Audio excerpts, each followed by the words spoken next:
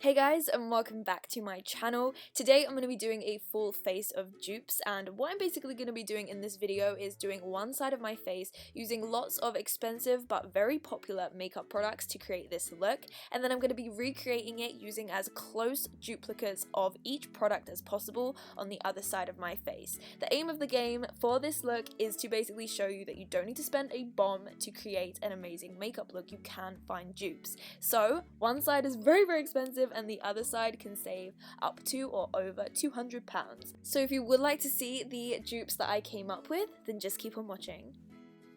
So we're going to get started off with foundation, and on my left side I'm using the MAC Studio Fix Fluid, and on the right side I'm using the L'Oreal 24 Hour Infallible Foundation, and these two products are almost exactly the same. They feel very similar. I feel like the L'Oreal one feels a little bit lighter on the skin, although they both give a really full coverage and it's totally matte. It dries to a matte finish. Also, the MAC one, the color I have is in NC40 and it's just super yellow, like you can just see now as well. It has just a total yellow undertone, but apart from that, these are almost identical in formula and I love them both.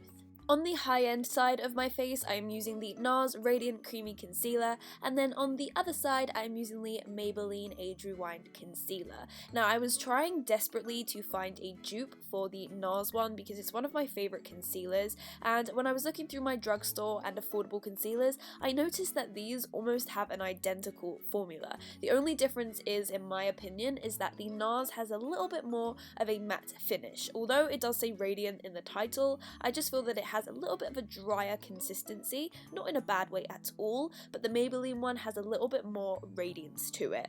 And yeah, when you blend them in, they look almost the same. The colours that I have are almost the same. I'm blending out that concealer using the same brush I used to blend out my foundation. And by the way, just wanted to let you know, between sides, when I use the same brush, I am wiping off the product just so that it's a fair test and I don't transfer any product from the other side to each side. Basically, I want it to be as even as possible, but I wanted to use the same brushes so that I could see exactly how the product was working, and I just went ahead and applied some concealer on my lids as well.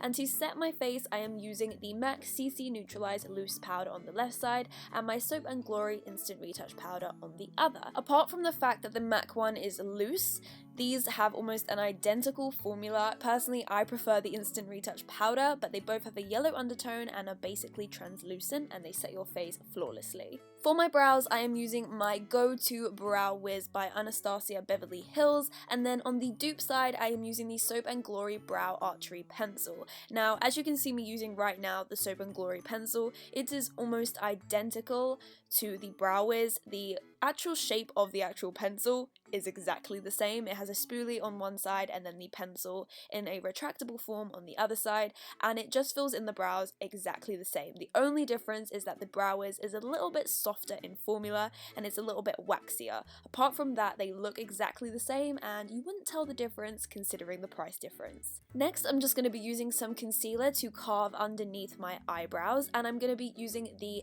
Kiko Full Coverage Concealer first of all on the dupe side, and then the MAC Studio Finish Concealer on the other. I have the Studio Finish in a palette, but they do come separately, and these are almost exactly the same in formula. They are full coverage, they have a matte finish, and they are just exactly the same. I don't have any dupes for my Anastasia clear brow gel. It's the only clear brow gel I actually have right now, so I just went ahead and went through my brows with this. Moving on to the eyes, I'm going to be using the Too Faced Semi-Sweet Chocolate Bar palette on the left side, and on the dupe side, I'm going to be using the Makeup Revolution Salted Caramel palette. There is a dupe for every single color in the palette, and I love this dupe. I'm first of all going to be taking the Peanut Butter color and applying that, of course, to the high-end side. In this test, you can really see the difference between the two palettes, how well each one blends, and just the differences in the pigmentation of each palette as well. So obviously on the expensive side, the Too Faced palette is amazing and I would highly recommend it to anyone. But on the flip side, if you are not willing to pay almost £40 for a palette, the other palette is almost identical. It is amazing. The only difference is that some colors do vary, some colors aren't as pigmented, some colors don't blend as well. I mean, honestly, that is gonna happen considering how cheap this palette is. Although I would say that the Too Faced palette blends a lot easier, but some colors in the Makeup Revolution palette are actually more pigmented. This dark brown shade actually was really hard to blend from the Makeup Revolution palette, but still, it doesn't matter. It's okay. It's only £7.99, which is incredible. I'm next just applying this Butter Pecan colour from the Semi-Sweet Chocolate Bar palette, and of course applying it to the left side. And then after this, I took the identical colour from the Makeup Revolution palette and applied it to the other side. I definitely realised that it made the Too Faced palette look dull. It's very strange. When I apply it, I'm cleaning my brush of course, when I apply it you can definitely see how much more pigmented it is. I mean, personally, this colour from the palette I prefer. I actually think in a lot of ways I was preferring the Makeup Revolution palette because it just made my eyes look a lot more pigmented, but like I said, the Too Faced side definitely blended a lot easier. Next, for liner, I am taking some MAC Black Track Gel Liner on the high end side, and my dupe is the e.l.f. Gel Liner. Now, Black Track is definitely a favourite for a lot of makeup artists. A lot of makeup artists use it on other people. I love to use this on other people, but in my opinion, it's a really nice soft liner that just glides, but it's not black enough. And my opinion, the e.l.f. Gel Liner is the same as Black Track. It's just as creamy. It dries almost identically in the fact that it dries to a matte finish, but it is almost twice as dark. It makes the other one look like an off black. So I definitely prefer the e.l.f. one in this case. For lashes, I am taking my House of Lashes Iconic Lashes, and my dupe for this is the Coco Goddess Lashes. Now, both of these can't be bought in the UK, they have to be bought online from a US store, and the difference between the two lashes is that the Iconic Lashes are a lot stiffer, and the Coco Lashes are a lot wispier. I honestly love these both. They look almost identical, but the Coco Lashes feel a lot lighter on the eye. Next, I'm just going to be filling in my waterline. On the expensive side, I'm using my MAC Pro Longwear pencil, and then on the other side, I am using my Rimmel Scandalized pencil. The MAC one isn't as black, but it lasts a lot longer, and then the Scandalized one from Rimmel is a lot darker, as you can see, but it doesn't last as long as the MAC one. I'm also just going ahead and taking this frosting colour from the Chocolate Bar palette and applying it to the bottom lash line, and then of course taking the similar colour from the Makeup Revolution palette and applying it on the other side. I definitely felt like the Too Faced colour in the palette was a lot more pigmented. I had to really apply a lot from the Makeup Revolution. Personally, I use a lot of drugstore mascaras, so this mascara that I'm using now is probably the only expensive one I have. It's from MAC, and then a very similar one to this is from BH Cosmetics. It's the Long Sexy Lashes mascara, and I actually prefer the BH Cosmetics one because it doesn't transfer onto my concealer, but the MAC one does. Now for bronzer, I am taking the Bobbi Brown bronzer in Golden Light, and for my dupe for this, I am using the Body Shop Honey bronzer. These two are almost identical in colour, but the only difference is that the Body Shop one isn't as pigmented. Now when you see me apply the Bobbi Brown one now, you can see that almost instantly a lot more pigment does come out, but apart from that, considering the price, it is definitely almost identical.